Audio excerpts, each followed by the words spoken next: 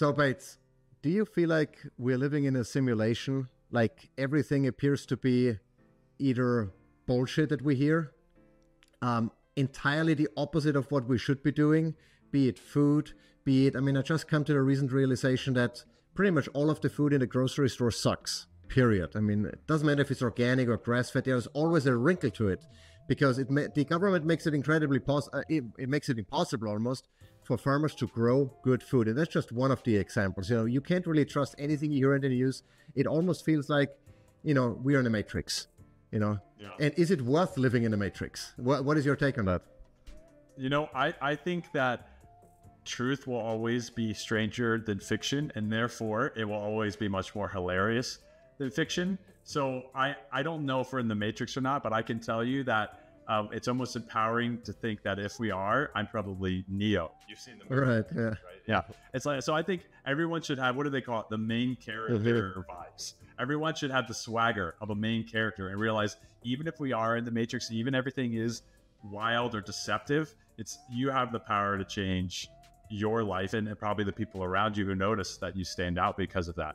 And so I don't know, maybe this is me being overly optimistic, but I kind of like it because if it wasn't so hilarious, it wouldn't be so obvious. Right. And then we would probably all succumb to it unknowingly.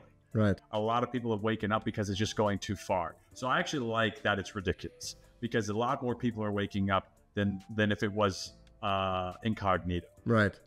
But do you feel it's going to lead at some point to like an underground resistance, kind of like in Terminator, where we have to fight, whatever the machines are going to be, if that's government or, what have you? Because I kind of feel like, I've always laughed at people who, are way out there, but I'm like, I'm getting there, and I'm not afraid of it, of admitting it, that I'm willing to do things differently because whatever is going on, be it, real or otherwise, it's all bullshit, and we have the power to do something about it and to make, our world the way we want to, have it. And so are you part of the resistance? I think, when it comes down to it, when action would need to be made, I would say, I'd consider myself part of it. I'm ready to be part of the resistance. All right, cool. Are you ready to revolutionize your health and reconnect to your primal self? Welcome to the Primal Shift Podcast. I'd like to thank Peluva for sponsoring this week's episode. Peluva is the brand behind my favorite zero-drop minimalist shoes with the distinctive 5-toe design that allows for correct dynamic movement of the foot when walking or running. The latter is impossible when toes are encased in a single box, even a white box. I love my Peluvas because they give me the most authentic barefoot style experience, but with sufficient cushioning to use them all day, even on hard surfaces. Peluvas are also incredibly stylish and I really like how they look. I've been using my Peluvas during intense CrossFit workouts, while walking the dog, and even during a recent 8-day trip to Disney World, and they've been unbelievably comfortable. They feel like walking barefoot on a putting green. Now you can try a pair of Peluvas with no risk by visiting peluva.com. That's peluva.com. Make sure to use code KUMMER for 15% off your first pair. And now back to the episode. All right, Bates, thanks for coming back on the show. Much appreciated. We talked a couple of months ago, I think it was.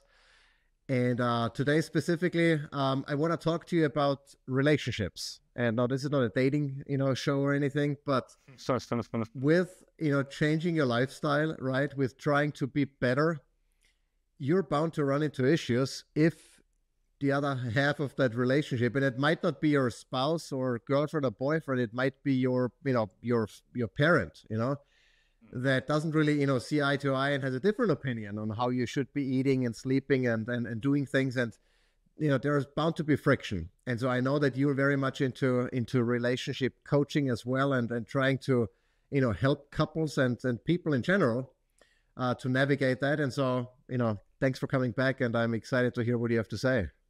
Yeah, it's great to be back. It's, and seeing you in person at Hack Your Health this year and KetoCon last year has been a lot of fun too. So I always enjoy chatting. And I think this relationship aspect of health is something we don't hear about a lot because there's not a lot of finite metrics or studies or influencers or just ideas floating around on it. But it is something that has an evolutionary twist to it. So I think it's good to revisit, especially in the modern day, because there's different challenges now that really do put a lot of pressure on relationships. Yeah. And, just to set the stage, I've alluded to it in previous episodes and throughout, my sharing of information. But when I decided to go paleo 10 or so years ago, it put our relationship at the brink of, not making it, because my wife at the time had a very different opinion, or at least, she had no desire whatsoever to make dramatic changes to our dietary lifestyle. And I proposed basically cutting out entire food groups, starting today, without any warning, without any explanation, just saying that, if we continue down this road, we're going to die a painful death. So we have to change now,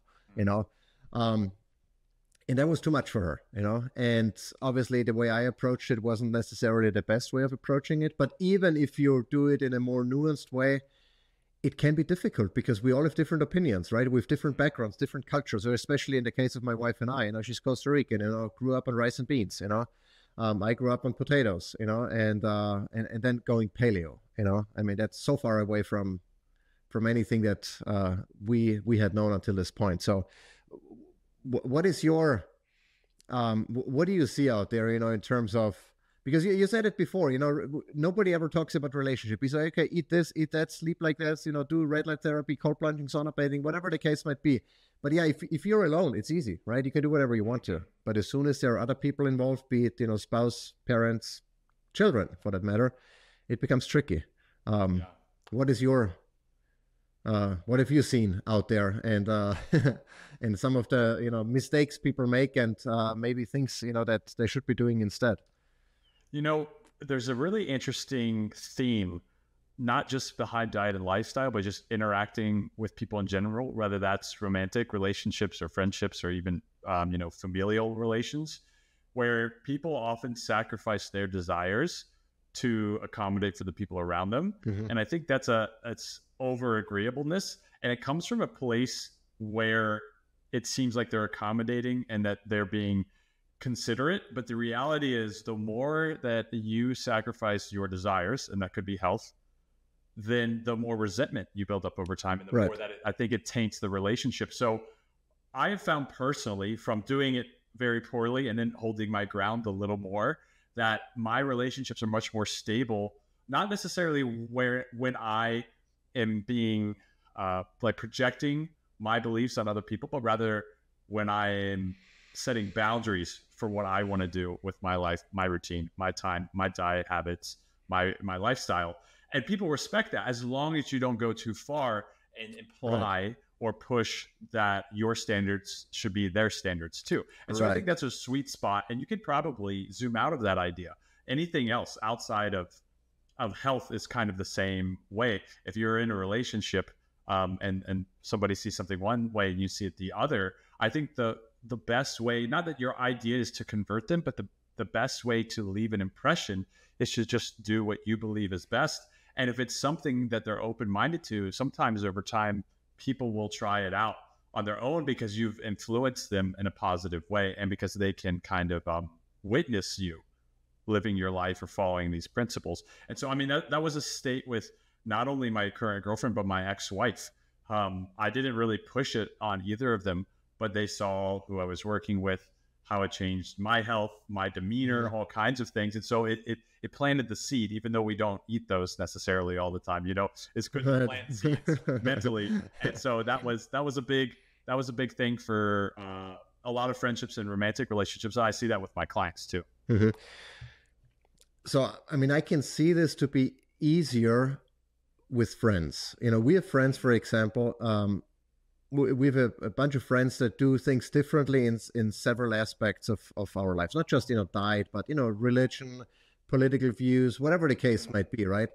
And we all happily coexist because, we say, okay, this is what we do and how we see things, but I respect the way, you do things as well. And since we are not on top of each other 24/7, that is fairly easy to do because we only see them, I don't know, once every 2 weeks or whatever, or, maybe 3 times a week in the gym, whatever the case might be, depending on the type of friendship. But then with your spouse, especially if you live with your spouse, especially if you're, I guess, married, where I don't want to, use the wrong word, but kind of like locked in. So you don't, have the freedom of saying, well, didn't work out. I mean, you do, but it's a little bit more involved. And when kids are involved, it's even then more involved, right? Because there is ideally, you made a promise at a certain point, right? And you don't want to just break this because your wife, likes broccoli and you don't. Right. Yeah. But it becomes a little bit more complicated because, especially in our case, my wife was the one preparing the meals, right? Me saying I do paleo means, well, I want you to cook differently for me, or I cook myself. And for my wife, preparing food for her family is a cultural aspect, an important cultural aspect, providing for a family by cooking, right? Much like, I'm providing by, bringing the dough in, and she then, makes something out of the, dough. And so taking that away from her in itself was an issue. So even if I would have said, and I did, I think, hey, I'm just gonna, cook, my meals. She's like, well, you're taking something away from me. That is my responsibility and my desire to do. But at the same time, I'm also not I don't want to, cook twice, once for us and once for you. So I guess the closer you are, the more ingrained, I guess, that relationship is, the more complicated it can get. Would you agree? Yeah. I would agree. And when I think about the situations I've been in, as well as the situations that I've had clients in, when kids are part of it, when there's a family group outside of just, a man and a woman, then typically they do need to be on the same page because of the reasons that you stated. So when you're in the early stages of a relationship or you're married, but there's just the two of you, you do have a little more flexibility to, be in the same house and be around each other a lot and eat differently. But then the question that kind of spins off of that is, well, if they really believe in you, the man's ability to make decisions and lead, if you're like, wow, we need to go paleo right now, and I think it's best for our health, then I think, they would be like, you know what, let's at least try this. Let's entertain this. Right. So at least if that's your inkling and you can experiment on that together, I think that says a lot about your relationship with somebody. But the problem we have in modernity is that a lot of times, women and men are trying to fill the same roles because women have experienced men who did not necessarily provide or have this sense of safety to offer. And so then women feel like they need to step into that role. Yeah. And you have, instead of being partnership where you're filling each other's weaknesses or that you're complementary, you're butting heads trying to achieve the same thing. Yes. And so I think it's not only just about diet and lifestyle, it's more about the principle of how do we make decisions as a unit? Yes. Yeah, that's a very good point, because I've obviously, a lot of relationships these days between, a man and a woman, both want to, make career, earn money, have power, I guess, what it is at the end of the day.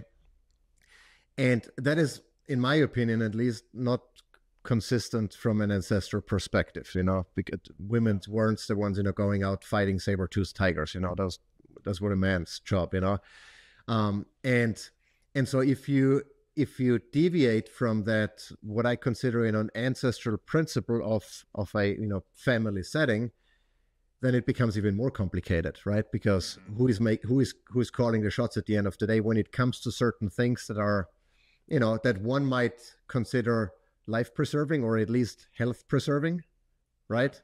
So something existential at the end of the day.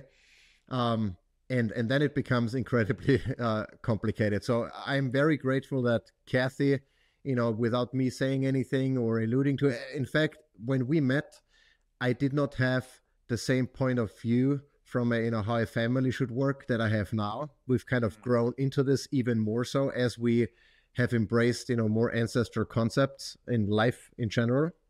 But from the beginning, she said, I want to stay home and, take care of the kids and, run the household and cook for y'all, And I was very grateful about that, because that was kind of, I think in the back of my head, my ideal. But at that point I was young. I wasn't really sure, am I okay thinking like this, or is this, incorrect?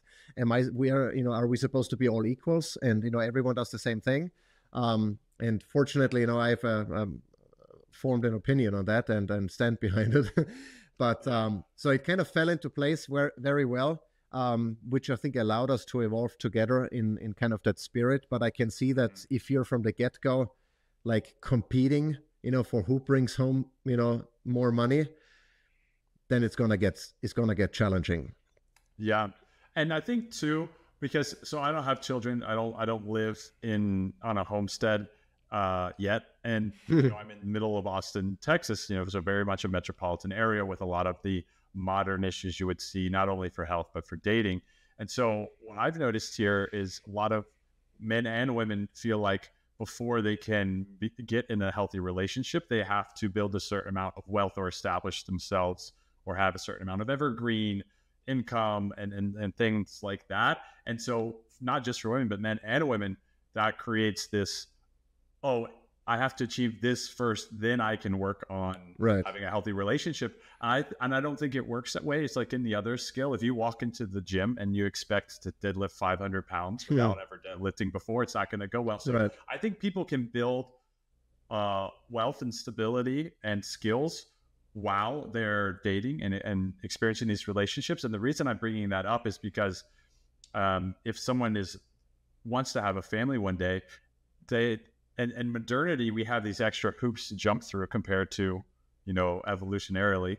And one of those hoops is treating everything as a season. So right now in a metropolitan area, a guy who's my age, who has been married, divorced, relocated, working on a career, I don't expect, the women that I dated or my clients date to go on a first date with a guy and be like, all right, I'm okay staying at home. Like you have to build this rapport and this security, and then this contract of visioning yourselves together in the long run in order for them to feel safe enough to take on that role is what I've noticed. And maybe there is a time where you both are going out and breadwinning, but then you establish a person each role when it is time to have children or move out of the city. And so I think that's like the caveat to this idea, is because generally I align with you with how I believe, but I think the reality of the modern world is the timeline's a little different. And so there might be some extra seasons until you can get to that point. Right. Speaking of, I guess the way we see health and wellness is a niche. It's a growing niche, fortunately, but it's still, we are not in the majority, of going to bed early, eating, well, and doing all those things. And I can only imagine, I've been out of the dating world for a long time, but I can only imagine going out there. Finding someone who is somewhat aligned is going to be incredibly difficult.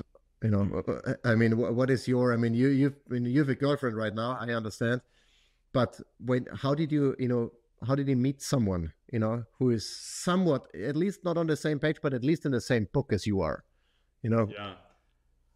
It was a process. And this is actually what I help men do now, and this is what I'm writing a book about, is I actually had to define a set of guidelines on the search essentially for a woman, because there's so many, it's almost disorienting, not only with the amount of like people you meet, but the types of perspectives and non-negotiables each person has. It can be really disorienting because you're exposed to a lot of things you've never heard of before, and you have to have an opinion on it, or kind of have this vision of, okay, if this unfolds, what will that look like? Right. And so essentially, if I boiled it down, I had to establish non-negotiables for myself, but I had to have conviction behind those, but enough openness to learn about what other people's desires were.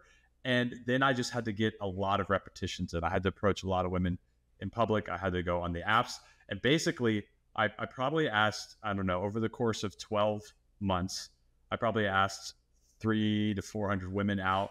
I went on 54 first dates. Oh, really? Out of those 54 first dates, I actually dated one girl. I went on a few second dates, and then I dated the girl that I'm dating now for over 2 years. But if you know, that's a lot of effort. Yes. And I don't know how many women I interacted with, but I know I went on 54 first dates. And, Oh, wow. and so it takes a lot of looking, and it's partially for the reasons you're talking about. You know, do they believe the same that I do when it comes to the importance of raising children, to prioritizing our health? And then, you know, there's politics and other things that are very polarizing and that you have to kind of figure out early on. And then it's like, okay, this whole thing we're talking about, well, what's your opinion on these roles? Like, what do you want now? What are you open to wanting if things change after this season? And so it was like an intense interview process almost. I still made it fun. I still had a lot of fun, and I made a lot of friends, and I learned a lot about myself.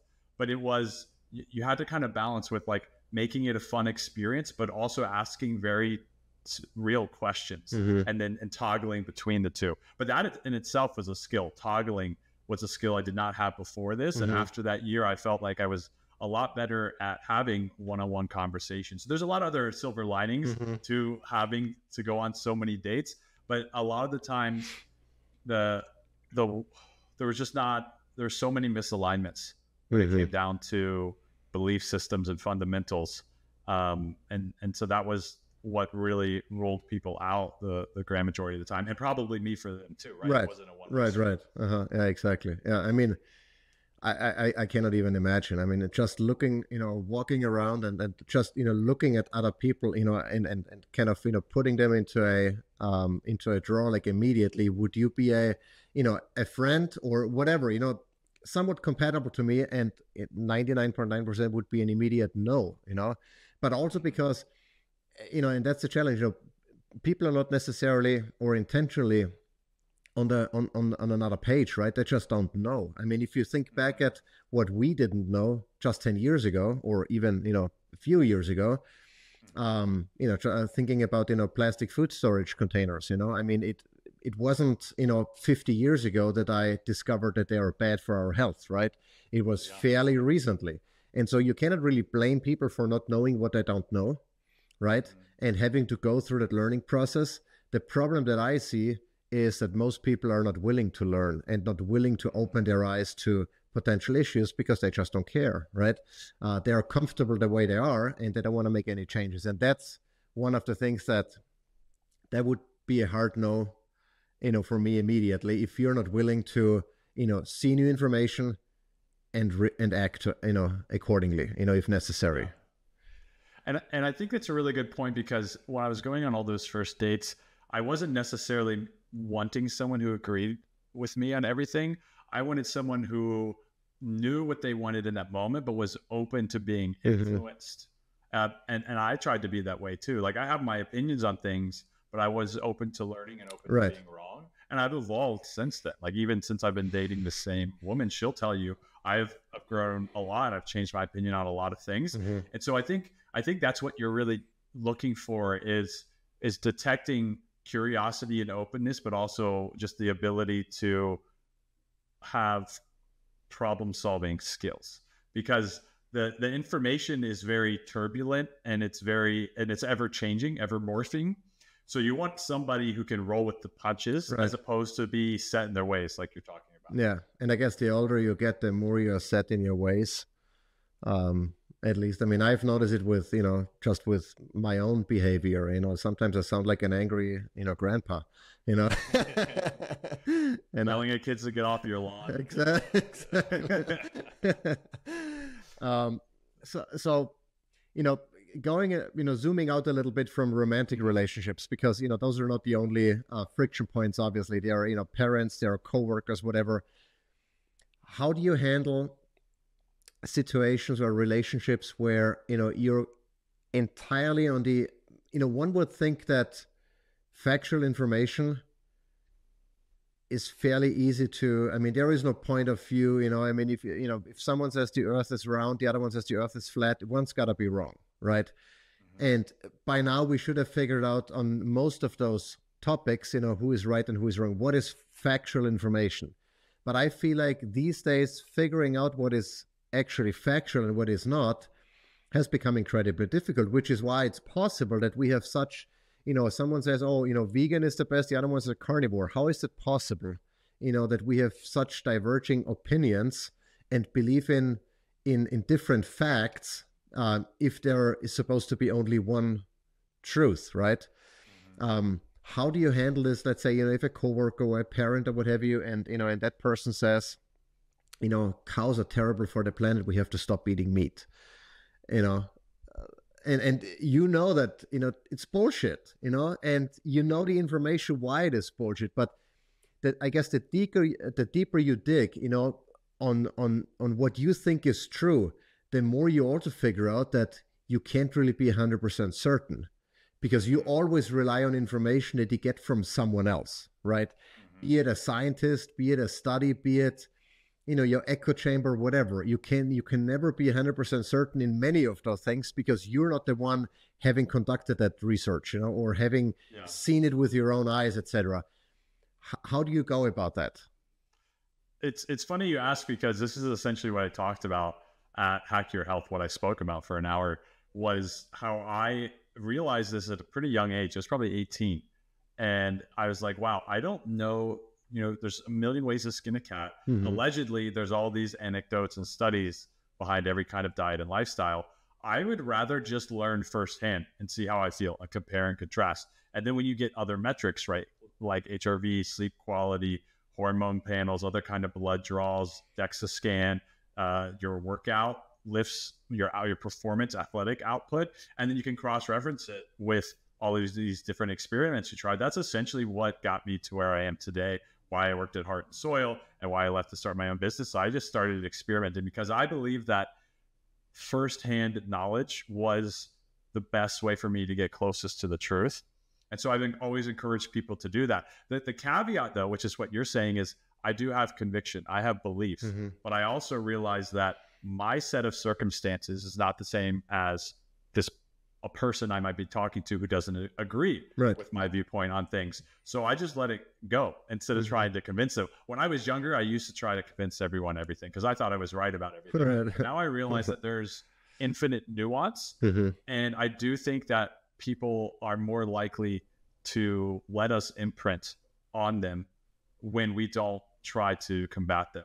So I say what I believe, and I ask questions about what they believe, and then I leave it. And I know that if I continue to live my life and years later they see me happy and healthy, then that conversation planted a seed, and they're more likely to revisit that. And I've seen it happen time and time and again. When I was evangelistic and I was shouting things from the rooftop, whether that was, I was trying a vegan diet or I was going animal based, like I got flack when I did both back in the day from family, coworkers, friends, girlfriend, spouse, you name it. But then, and it would take years sometimes, but when I didn't push for it, that's when people came back around and said, hey, I want to try this. Can you help me, get started? Or, hey, I tried this because I remembered our conversation and it helped me. And so I'm glad that you didn't push it on me. Otherwise I wouldn't have been open to it. I literally had people tell me that. And so it's interesting, because I still don't believe we know the truth, and that's what I was saying at Hack Your Health. And you said it very beautifully too. 5 years ago, I didn't believe what I believe now. So logically, 5 years from now, I don't believe what I believe. And what I would have vehemently argued against before is what I believe now. And so likely, again, that will be repeated. So the point of me saying all that is, I don't think that it's black and white. I think we have shards of the truth. I just don't think we have a complete picture.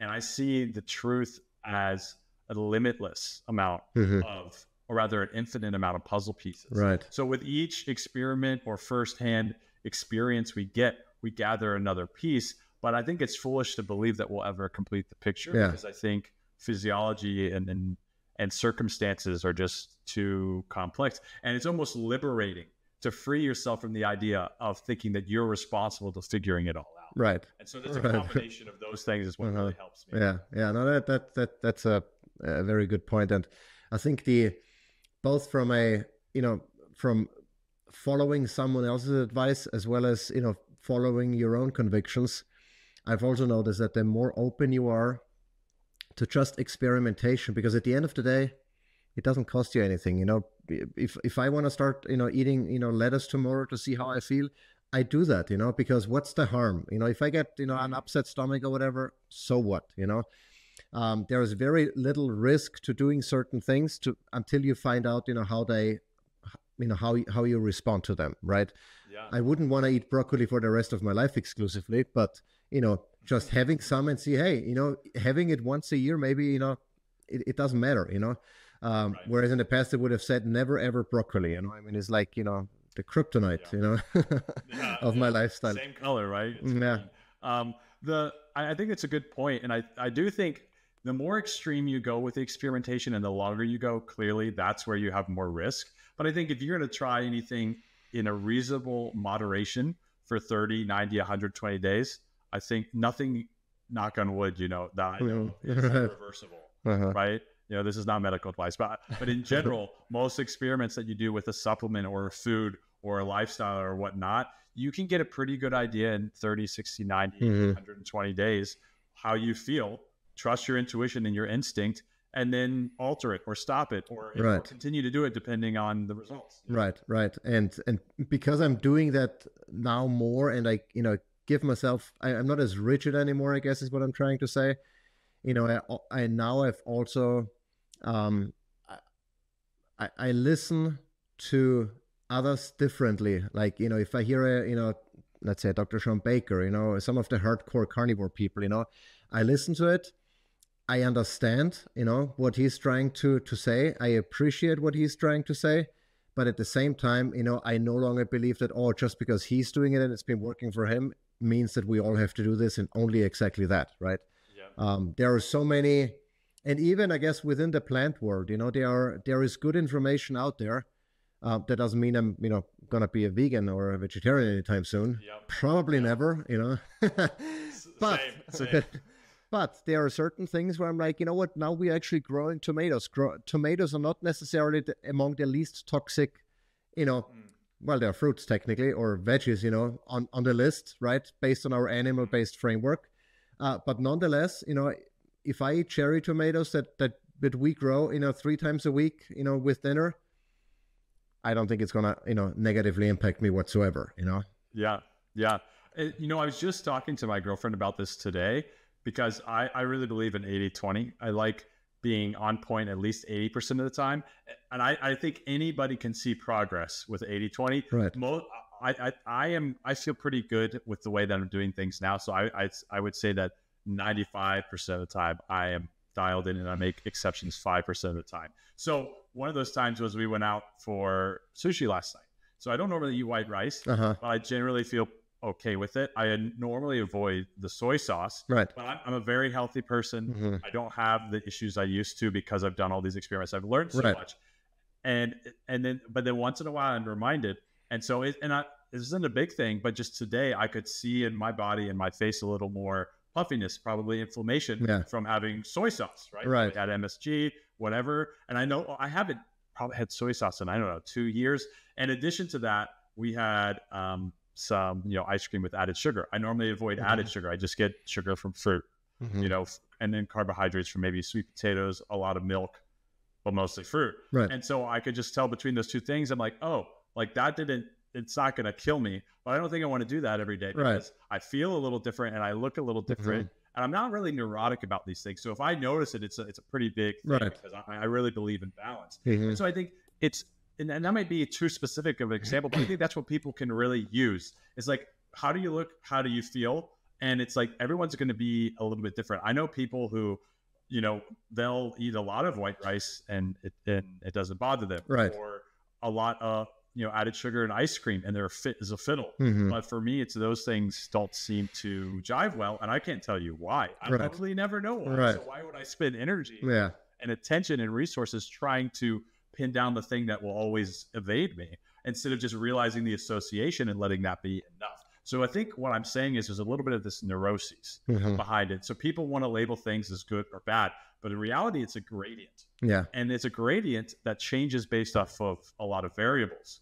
And we don't have all these variables identified. Right. And so I think, again, it kind of comes back to like the infinite puzzle. I think it's almost liberating to say, I don't need to figure this out because no one ever is. But if I learn firsthand and I practice getting really attuned to my instinct and my intuition and my observations of myself, then that will be enough. And I think that reframe has really helped me in a lot of people. Yeah, no, I agree. And one thing that has been sticking in my head since you said it, you know, in the beginning of when we started recording, you know, trying to accommodate others and how that backfires, you know, as part of your relationship. You know, there is obviously, you can overdo it, but I'm very much believe in, you know, what they tell you, you know, aboard an airplane, you know, put in your own mask first before helping others. And I think in a relationship, if you are not happy with yourself, you're not going to be happy in that relationship. And it might be potentially, you know, if you realize that you cannot be happy just being yourself in that relationship, then maybe that relationship is not good for you. You know, that's, I mean, it's a tough realization, especially if it's a committed, you know, maybe a marriage with kids, whatever, grandkids, you know. But ultimately, you know, it's something that if you do not feel like you can compromise while still retaining, you know, your own integrity and being happy with yourself and what you do, it might be time to, you know, do something about it. And on the flip side, I know before it even gets there, I think you wanna, as you said, you know, set your ground rules, you know, compromise, obviously. You know, I've learned that so many things that I thought that are like hardcore kind of important things, that nothing bad is going to happen if we just deviate from that a little bit. You know, I mean, every time, you know, I would not be in bed by 9, I would get upset in the past. And I'm like, you know, why I'm doing all of those things to be, you know, in such good health that if I cannot handle, you know, going to bed at 10 one day, you know, I mean, you know, and so, you know, there obviously, you know, there's, you know, some wiggle room. There has to be flexibility. You cannot be rigid. But at the same time, I think you need to figure out what is truly important to you. Maybe not in this particular moment where your emotions are in a certain way where you cannot see any alternative, right? But maybe a few days later, if you revisit and say, is this really, you know, where I draw the line in the sand, or can I maybe, you know, give a little bit more and we're all happy? Yeah. I think there's a lot of wisdom in what you're saying, because you can't not have a plan. We know that's failure. But if you have a plan that is so fragile that adapting to things that you couldn't see until you started implementing it, that hamstrings you just as much. So you might as well have a fundamentals intact, but a flexible plan, like you said. And I think that's the same thing for health as well as relationships. And what I mean by that is a reasonable amount of disagreeability is the kindest way that you can treat somebody. Right. Overly agreeable causes pain and resentment. And it's so interesting how I think men especially are, in my generation, millennials, are atypically agreeable because of a lot of the modern ways that we've been raised. And I don't think it's any fault to our parents. I think that's just the modern times. And it does cause a lot of problems in relationships, because sometimes you're not willing to, you know, tell the waiter, like, no, that's not what I ordered. Or when you're out with your girlfriend at the grocery store and some guy's making her feel uncomfortable, and you don't have the balls to stand up to him. And it's like all these little things add up. But then when you like start to remove the filters, the nice guy filters, and you just say what you think, and as long as your intentions are pure, right? Like your goal is to be compassionate and to be efficient and to be understanding, then everything, if you remove the filter, life is so easy. Yeah. Because you just say what you think and what you feel. Yeah. And sometimes it might rub people the wrong way in the moment, but the long-term yield is so much better. When you're overly nice and overly agreeable, then the short term is easier, but the long term is so much harder. And it's kind of like health, right? The short term, it requires a lot more effort, because you got to like eat this, watch your bedtime, get the sunlight, get this movement, but the long-term yield is incredible, right?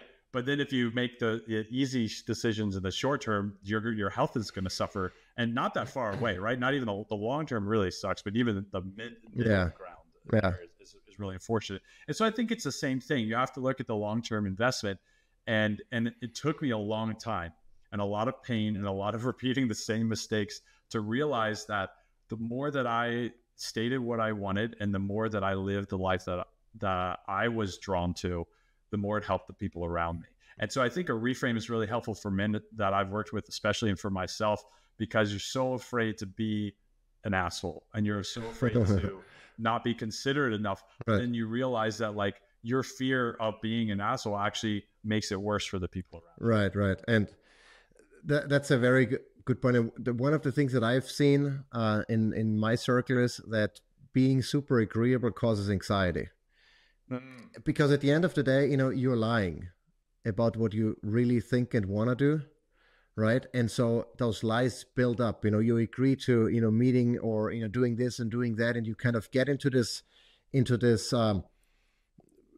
almost like an autopilot kind of thing where your life is then driven by someone else. You're no longer at the wheel, because you're saying yes to everything and doing everything, and it's anxiety inducing, it's exhausting, it's stressful.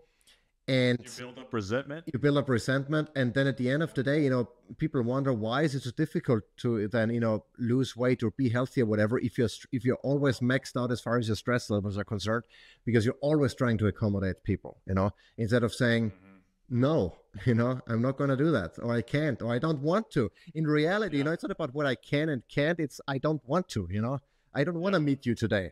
No offense, but I don't want to meet you today, Yeah. Let me share a quick story, and it's so funny. It's not really related to health and relationships, but it's related to what you're talking about. Great guy I met recently in Austin. He has a company that they have this amazing water filtration source. So they're very much in line with their thinking of health. But his buddy has a boat, and there's a lake here in Austin. A lot of people love to go out on the boat and get sun and hang out.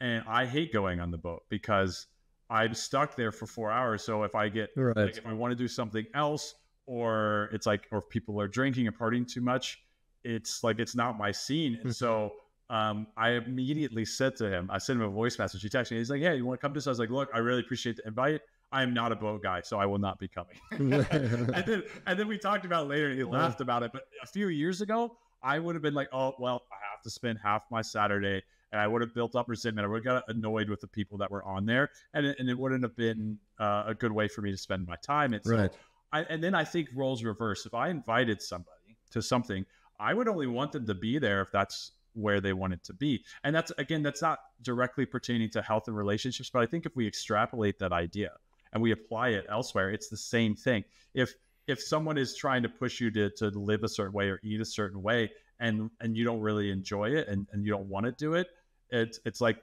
if they are really an advocate for your well-being, they'll understand if you don't decide to do it, or if you need to do it a different way to feel the best that you can feel. And because then you'll start to be the best that you can be, and they'll benefit from that. Right.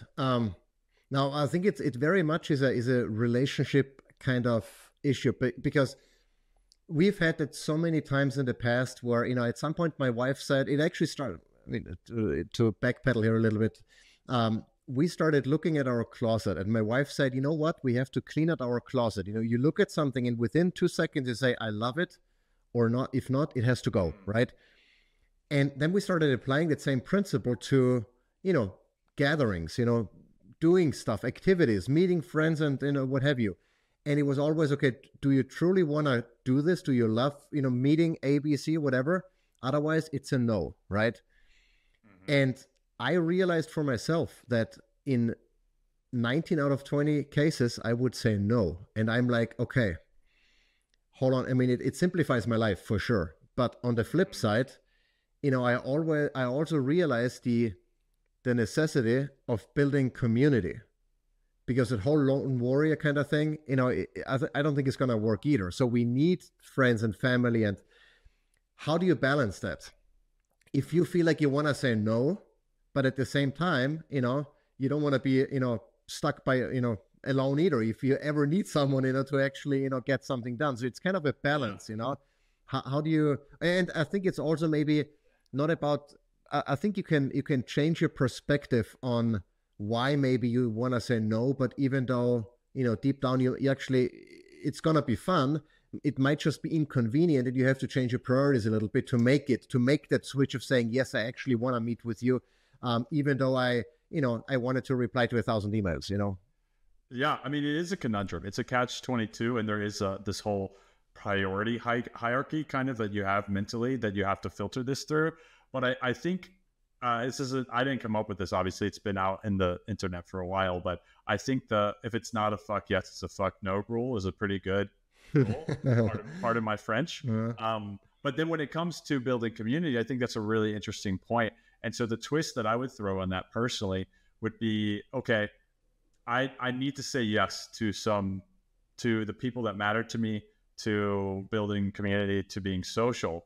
So where am I going to fit that in? And make it kind of like I do my workouts.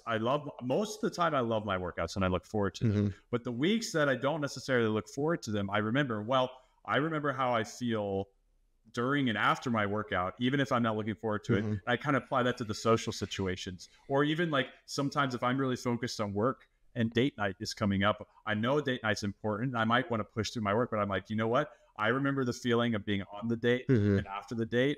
And I know that once I get into it, it's going to be the right decision, even if I'm a little sidelined right now. And so I think, workouts, dates, social outings, I think that's how I treat it. I try to recall the last time I did something like that and it went well. And I'm like, I just need to prioritize this, because at the end of the day, I don't think that we should ever sacrifice the quality of our life. And maybe it's easy for me to say because I'm a very gregarious, like outgoing person. It's health and spending quality time with people are two of things that I don't want to ever let suffer, no matter how great the mission. And I know not everybody thinks that nowadays, right? We get in these phases of we need to either have this kind of following or impact on the world or financial buildup or, this kind of thing. But for me, balance is the most important thing. And I know that if I'm not healthy, I'm not going to be able to maintain that balance or be a good person for the people I care about. And if I don't spend time with those people, then nothing's really worth doing in the end. And so again, to kind of summarize, it's a little bit of establishing that hierarchy of importance in your mind, but then invariably there are going to be days that you don't want to do things, but it's just remembering the benefits of them. Like specifically, like I remember doing this and feeling this way.